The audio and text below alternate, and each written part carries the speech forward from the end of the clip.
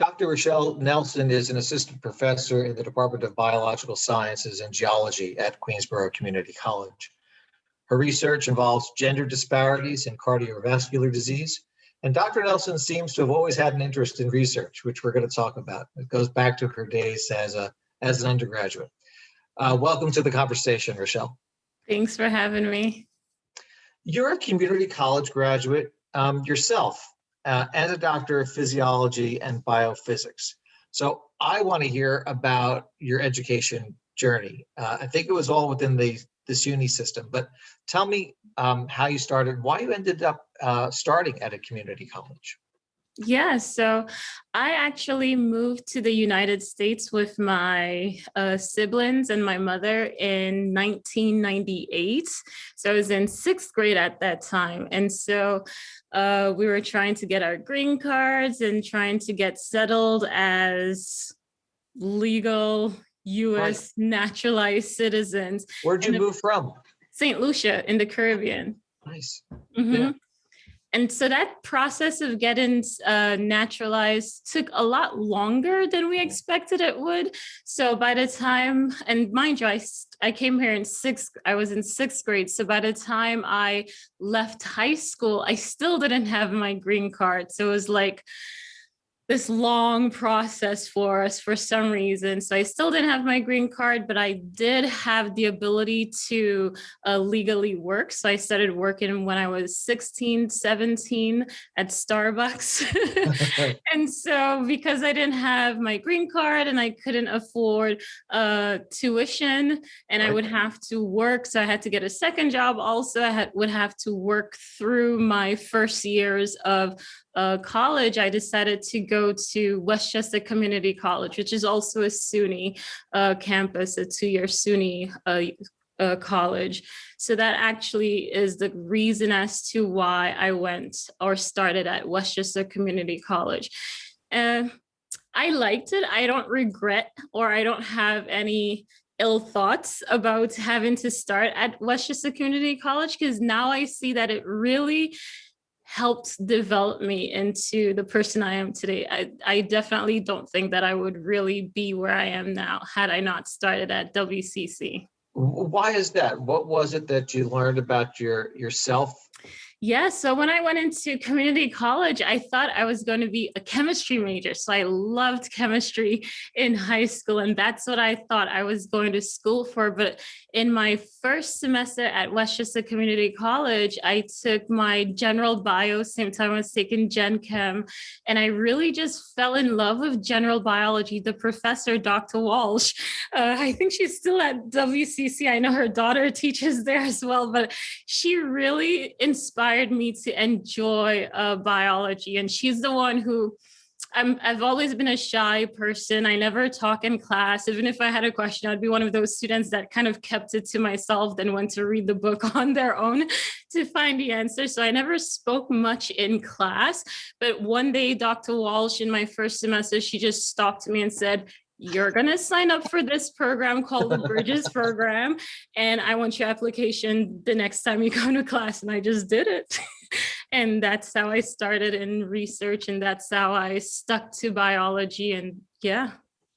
And it sounds like Dr. Walsh was quite a mentor to you.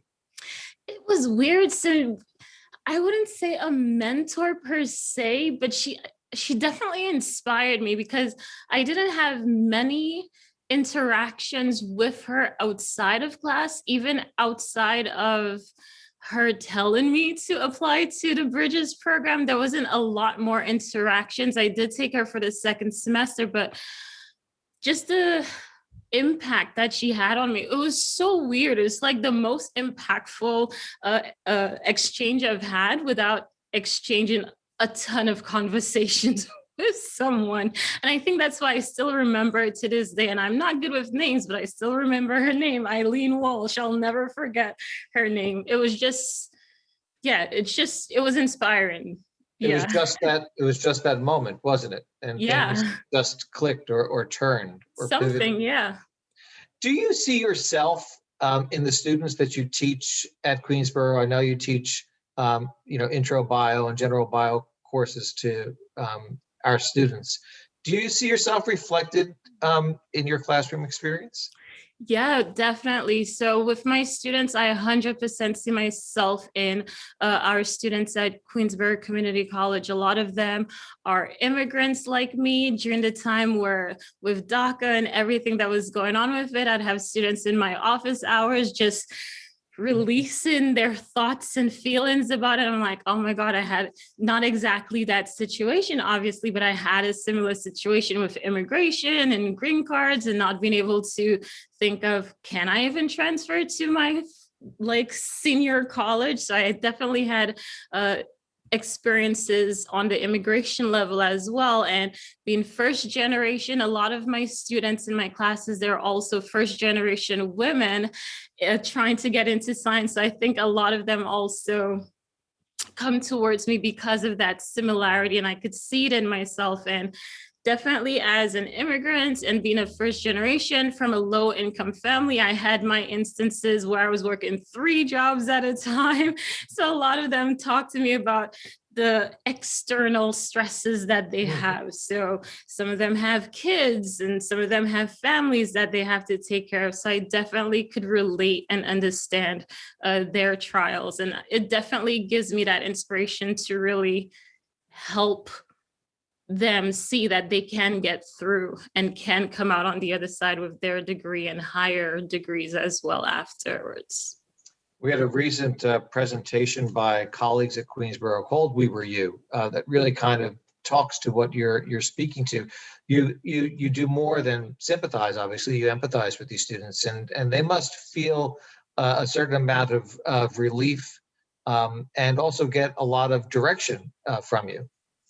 Yeah, I do mentor them because one thing that going back to Dr. Walsh, I knew nothing about the Bridges program. I didn't know the word research until she told me go apply for that program. And so I try to do that for my students as well, because I expect that they also probably don't know a lot of the different resources that are available to them. So I do tend to direct them and mentor them, I guess, a little towards this is what you could probably seek out, and this is what you can gain. You just have to apply and try to get it. So yeah. Your participation in research, like it sounds to me that started very early for you and something that you were very passionate about. And I know you've got involvement with undergraduate researchers here at Queensborough. How do you get that moment like Dr. Walsh had with you? Have you had those moments with Queensborough students? Oh yeah, for sure. Can you tell me a little bit about all the time? Yeah. So I think I started at Queensborough in 2015 as an adjunct. And so I'm part-time doing my PhD, teaching on Saturdays. And even then I was trying to mentor QCC students. So in the middle of class, like I'll notice a student and sometimes before class, they ask me questions about my background. And I'm like, okay, so after class, we're gonna have a little conversation where we can have a little more in-depth talk about what it is you want to do and how you can possibly get there. So I do find a lot of my students that I mentor in the classroom itself. I find a lot of students that I mentor that where they don't actually show me their interest in the classroom, which is a little strange, but they did come to office hours. So I did get a lot of office hours where we discussed things that were not related to the textbook. It was other life topics that they would talk about. So I got students that way. And also just by affiliating myself with the Bridges program. I think as soon as I was able to mentor students through the Bridges program at QCC now under Dr. Patricia Schneider, that I was able to also gain more students through her Bridges program as well. Explain for me what the Bridges to Baccalaureate program is. Yeah, so it's a really nice program. So it's a program that teaches students, minority students, low-income minority students about research. Like, what is research? It doesn't just sit us down and put a PowerPoint presentation saying this is research, these are hypotheses. It actually placed us into the labs of professors who were conducting research. And these professors, at least in my experience with the Bridges program and how I run my Bridges sections with my students, is you get to do the experiments. I teach you about the topic. I teach you about the reagents that we're going to use. I talk to you about the hypothesis and the protocols and everything that's expected, just like I would do in preparing myself for a topic. Yeah. And then we do it. They hands in, do the work, analyze their data, put together their posters. So they're doing everything. And the nice thing about the Bridges to the Baccalaureate program is that it also pays students as they're learning to be research scientists. So students don't really have to weigh out, do I keep my second job or do I try to learn about this thing called research? They do get a stipend from it. And with my experience at Bridges, when I was at Westchester Community College transferring into Binghamton, I didn't lose that connection. So the Bridges faculty at Binghamton, they just held on to me. They gave me jobs when I needed it. So I couldn't work off campus because it would take too much time. I was somehow really good at organic chemistry, so the Bridges program at Binghamton, Dr. Beth D'Angelo, she helped me get a tutoring job where I was able to tutor other students in organic chemistry to gain some money. When it was time for me to take the GRE, Beth D'Angelo, again with the Bridges program at Binghamton, she helped pay for a large chunk of that GRE test. So I didn't have to stress about where am I going to pay for this? I could just study. So it's a lifelong relationship. I still talk to Binghamton and the Bridges coordinators there as well. So a lot of connections and a lot of support in that program. We often talk about the support students seek out, the support you extend to them. You are a mentor to students. Do you think that's your primary role as an educator, to be a mentor as opposed to being a teacher or being a researcher? If you had to put them in order, what order would you put them in?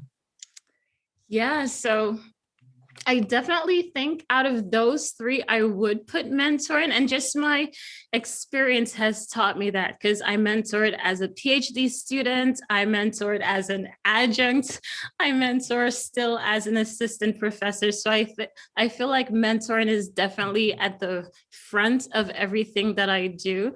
And then I would say teaching would come next, and then research. So I still have my connection to research. It's still strong, but I probably would put those two ahead of it. But talking to me today, I would say on top of those three, I would also add academic coaching. So I'm learning more about academic coaching, and I'm realizing that mentoring is great and it's useful and it got me where I am. But with academic coaching, along with mentoring, we could actually help students figure out who they are as a whole individual. Because like we mentioned before, we have experiences where you're immigrants, where you have to work multiple jobs, where you have family and kids to take care of, and life affects our academics. It's not just when they come into the classroom, that's what's affecting them. It's the outside world also affecting. And if our students don't know how to deal or move past and become empowered and self-confident in their life obstacles, then they're not going to do well in their academics as well. And I could mentor as much as I want, and it might end up falling on deaf ears. So I definitely think that academic coaching is one of those things that I'm trying to add into my realm. Michelle, can you tell me a little bit about the difference between being a mentor and being an academic life coach or a tutor? I imagine there's some crossover there, but there's a real distinction to being an academic life coach. Yeah, so there's a major difference between a mentor and an academic life coach. So as a mentor, I'm able to direct my students. I'm able to tell them, well, this is what you're trying to accomplish. So here are some resources that you can use to help you accomplish that overall goal. So I can direct them and tell them where to go. Whereas with academic life coaching, I'm aiming to teach my students how to become resourceful themselves. So instead of having someone give them the resources and hand it to them, they're going to be able to become more self-empowered, more self-confident, and more reliant so that they can go out and seek out and gain this knowledge on their own. And with everything that's been going on around us lately, our students, they do definitely need to learn how to overcome a lot of the different setbacks that they're having, which are also seeping in from their life and affecting their academics. We had talked earlier about the order in which you put things, mentoring, teaching, and research. I want to ask you about your research, because I know you work with genes and cardiovascular disease. So can you tell us about your expertise? Yeah, so right now I'm focused on learning a little more about this syndrome called stress-induced cardiomyopathy. And in everyday terms, you've probably heard of it before. It's referred to as broken heart syndrome. So it's really a syndrome where people experience a really intense acute shock or stress. And that stress can actually affect their cardiac tissue. It could ultimately weaken the cardiac tissue, and there could be complications associated with that. So it's very sudden, it's very acute, but luckily it's reversible. So it does kind of heal itself on its own. But nowadays we're realizing that when we think it's healed, the heart is healing itself, there's actually a lot of latent leftover problems that could ultimately be lead to more devastating disorders in these individuals.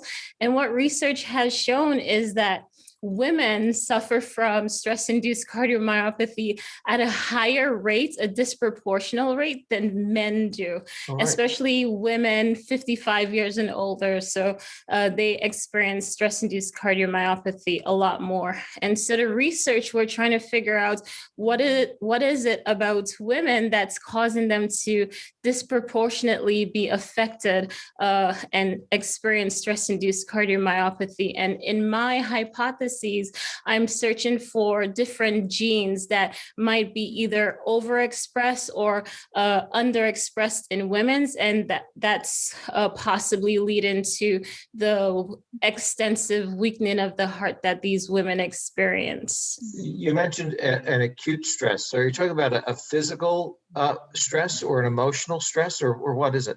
It could be either or. It could be physical, it could be emotional, anything that will release or induce a strong fight or flight response in an individual. So it could be emotional, it could be from trauma, as long as it's a acute stress that leads to the activation of that pathway in our system. And cardiomyopathy is what? Oh, what is cardiac? Yeah, so cardiomyopathy is any ailment that ultimately could happen to the heart. So sometimes cardiomyopathy, we focus on the dilation of the ventricles. Sometimes we focus on hypertrophy. So it's pretty much any assault on the heart's tissue. And as the person who undergoes this broken heart syndrome, this effect, what do they feel? What physical attributes are there that display? Yeah, so the interesting thing about stress-induced cardiomyopathy is these individuals who ultimately go into the emergency room or to their doctor's office because of stress-induced myopathy, they go in thinking that they're experiencing a heart attack. So it's likened to the same symptoms as what you would expect during a heart attack. So the chest pain and everything associated with it. But then after a few hours or a couple days with the symptoms dissipated and going away. And after different tests that are run in a clinical settings, the doctor is able to distinguish whether it was a heart attack episode or if it was a stress-induced episode. And the stress-induced episode, is it detrimental to your health? Is this just a fleeting thing, or does it have an ongoing effect? Does it happen again? Does it occur to you once, or is it something that you experience over and over again? So it's something that we used to believe had no lifelong detrimental effects, but we're now slowly realizing in research that there are some lifelong effects that are left over after stress-induced cardiomyopathy. And that's why it's becoming a more highly spoken about topic. So before we used to think it was benign, it was a simple, you feel like you're having a heart attack, but you're not, so you can go home and you're fine. But we're realizing that these people who experience stress-induced cardiomyopathy, that it could lead to more devastating cardiac problems further down the line. Wow, that's fascinating. Well, please keep us updated on your research. I'd love to learn more as you develop your project. Thank you. Hey, I recently spoke to colleagues at Queensborough about why so few women, even today, are getting into the sciences. What are your thoughts on that? Yeah, that's a big topic. Definitely a big one. So I still think it's part of the same old stereotype that's existed and have been perpetuated for such a long time. This old stereotype that women, females are just not as good at math and science as their male counterparts are.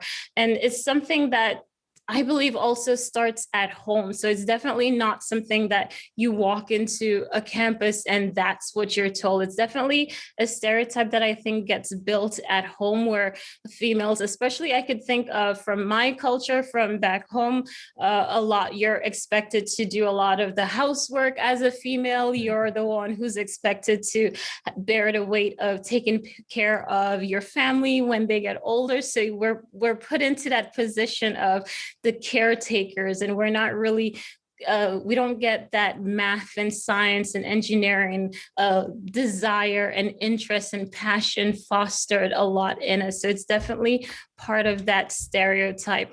It is getting better, I would say. I think we are seeing more women in science, especially things like Girls Who Code or different programs like that. But I do remember, or I do realize that although everything is slowly starting to progress and we're getting more women into these fields, it's a slow progression. Because thinking back in my days as a PhD, there was one instance that really lived with me, and I still remember it to that day. I was in my biomembranes course and I turned around and I looked at my classmates. It's the first day of class in this PhD course, and I'm like, oh, there are only 2 Black people here, including myself. And then I look closer and I'm like, oh, but there are only like 4 women in here, including myself. So it's getting better, but it's in higher levels of learning. There's still a lot of work to be done.